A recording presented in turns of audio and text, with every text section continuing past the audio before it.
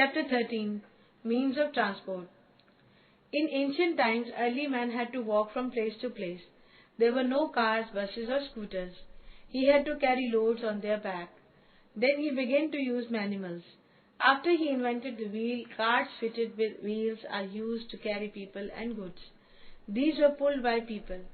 As time passed, he removed the wheel to fit various carts such as horse carts and bullock carts. Roads were also developed on which these means of transport could move. Now these slow ways of transport are being replaced by faster ones. Nowadays there are several ways of transport available to us. On the road we can travel by bicycles, scooters, tonga, buses, cars and in other ways. We can also travel on land by trains from one place to another. We can travel on water by ships, steamers and boats. We can also travel by air in aeroplanes and helicopters. In India, the four modes of travel are available to us. First, roadways. In our country, we have a good and large network of roads. Roads can be built anywhere, such as on plains, on high mountains, or in deserts. Roads take up people and goods to their doorsteps. They also are of great help in emergencies like floods, famines, and earthquakes. Roads are of two types, metalled, pakka, or unmetalled, kacha. In towns and cities, most roads are metalled. They are coated with stone, cement and tar. Buses, trucks, autos and cars move fast on these roads. Unmetalled kacha roads are found in villages. The farmers mostly use bullock carts to carry the goods to town and cities. Some farmers had tractors. They attach a trolley with the tractor to carry loads. The roads in our country connect the towns and cities even in remote areas like mountains and deserts. Big cities are connected to each other by national highways. National highways also connect state capitals, big towns and ports. Central government build and maintain the national highways. Villages are connected with towns and cities by the state highways. State governments build and maintain the state highways. Railways. Railways are the bones of India. Railway trains are cheaper, more comfortable and faster than road transport. Rail transport is a commonly used mode of long-distance transportation in India. The trains generally connect all the major cities and towns in the country.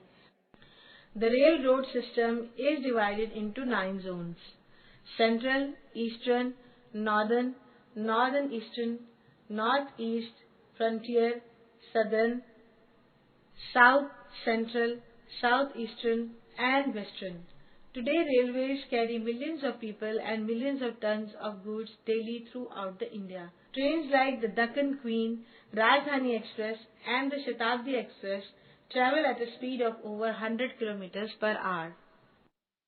In Kolkata and Delhi, underground railways called the metro run very fast and are a convenient way of local travel. Mumbai and Bengaluru would also have an underground train network. Metro trains run either on elevated tracks or underground. Delhi Metro moves both on elevated tracks and underground. Airways. Aeroplanes are the fastest means of transport. All our major cities are connected to one another and to almost every part of the world through air transport. Air transport has made not only our country but also the entire world very small. Airways are the fastest ways of transport, but also the most expensive. Aeroplanes take only 2.5 hours from New Delhi to Mumbai, while train takes more than 24 hours. Now we can easily go to different countries for studying, working, or just for traveling and learn about the customs and habits of their people. Food, medicine, etc. can reach those places where rail and road transport cannot reach. It is also used to carry letters, newspapers, light, valuable goods and goods that spoils very easily, such as flowers, vegetables and fruits. Helicopters are very useful ways of air transport. They can land where aeroplanes cannot.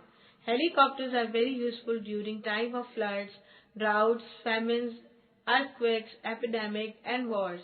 They are used to drop food, medicines and other items at this time. Today there are private airlines in our country as well as government. Private airlines like Jet Airways, Air India, Deccan Air, Kingfisher Airlines, and SpiceJet carry the people at very low prices. So more and more people have begun journey by air. Chhatrapati Shivaji Airport at Mumbai, Indira Gandhi International Airport at Delhi, Subhash Chandra Bose International Airport at Kolkata, and Annadurai at Chennai are some important airports in India.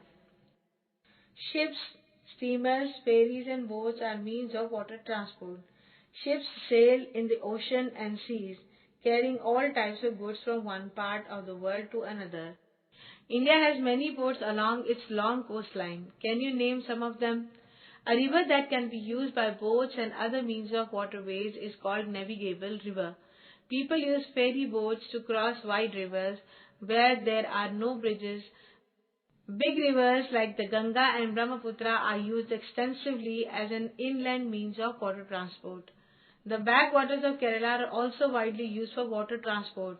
Water transport may be slow as compared to road, rail or air transport, but it is a cheap way to transport bulky goods over long distances.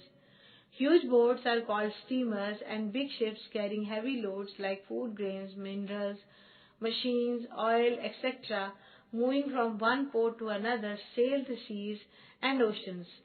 A port is a place at the sea coast where ships can load and unload passengers and goods. Ships take shelter in a harbor. Some ports have good natural harbors, others are artificial harbors. Mumbai, Kolkata, Chennai, Kochi and Visakhapatnam are important seaports of India. Different means of transport have made our life more comfortable. People and goods are transported by land, water or air within a short time.